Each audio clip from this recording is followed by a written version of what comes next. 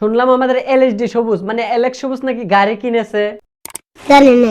তাহলে আর কি করার, জানেন না যখন, তাহলে আমি এই ভিডিওতে এখন জানাবো। তাহলে চলুন, লেটস গো। এই যে টাকাগুলো দেখতেছেন এটি কিন্তু আমার না।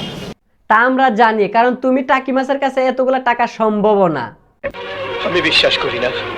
বাপ্পারাজ ভাই, বিশ্বাস করেন আর না করেন, ভিডিওটা শেষ পর্যন্ত দেখুন, তাহলে ঠিকই বিশ্বাস করবেন।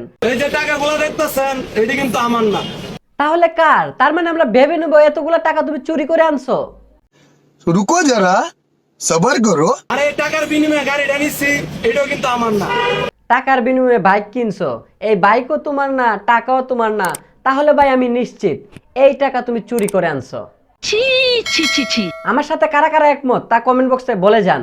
আপনারা ভালোবাসেন বিদায় আমার ছোট্ট একটা স্বপ্ন পূরণ করতে পারছি। ও, তার মানে এই ঘটনা। আর আমিও কত কি ভাবলাম। সুটিয়ে লাল করে দেবো, নোংরামি বার করে দেবো।